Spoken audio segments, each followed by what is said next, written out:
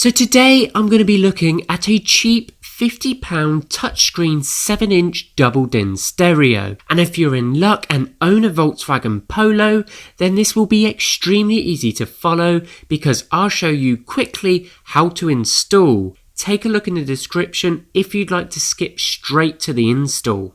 So this is a 7-inch 180p touchscreen in-dash car radio system.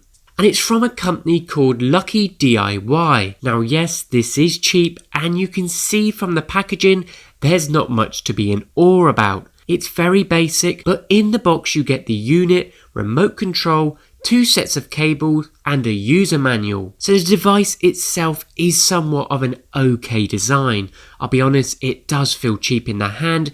And by weight, well, there barely is any. It's very lightweight and there isn't really much to it. You have that adequately sized 7-inch Full HD screen on the front, which I'll touch upon a little later. So this model does not have a DVD, CD or GPS navigation built in, but for the price, I think we were probably expecting that. You do have an aux port on the front, along with multiple inputs like micro SD under the flap. Now obviously on the back, we're housing all the ports we are going to need to hook this straight up to your car. We've got all your video inputs for your reversing camera and then your basic inputs for your power and speakers. So I'm going to talk a little about the device first before I install it. So once this is installed, it's very basic, I'm not going to lie there, but good basic. You've got all the much needed specs like a decent digital radio that can automatically accurately search radio stations. You have that built-in music function where you can play music from either USB or micro SD, or obviously through that auxiliary port. Now the audio comes out quite crisp, and thanks to that onboard EQ,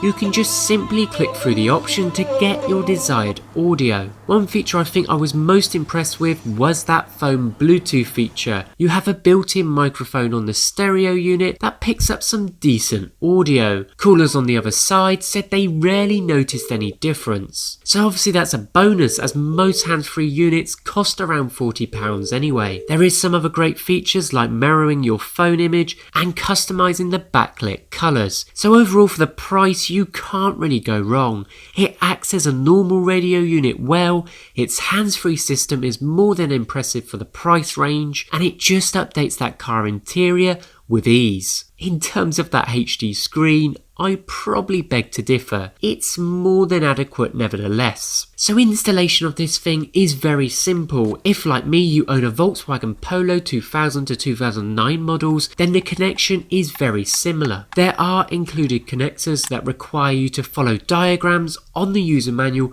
to cut and wire up the corresponding connections. So if you are a Polo owner, then this will be simple. You will require a stereo cage and front clipping. This is a pack and you can find this on Amazon for £13 with all the fittings you need, and I'll link that below. So what you're going to need to do first is take out that original radio system. This one is very easy to remove, and what I suggest is if you don't have the tools, just grab an old gift card or credit card and cut 2 slivers. All then you have to do is input them into the 2 cracks and it will pull out with ease. Make sure you unplug your battery first before you start playing around with the wires. Everything will simply clip out of your original radio. If you're not planning on installing a reversing camera, you will need to cut that top pink cable, as you're going to have a blinking screen throughout the usage. So cut that and tape it up with some electrical tape. Now that the power and speaker cables are in, you will require one more thing, which is an adapter to install the aerial. You can pick this one up on Amazon for about £4, so I'll link it below. It just simply clips in on both ends. Right now we know it all works,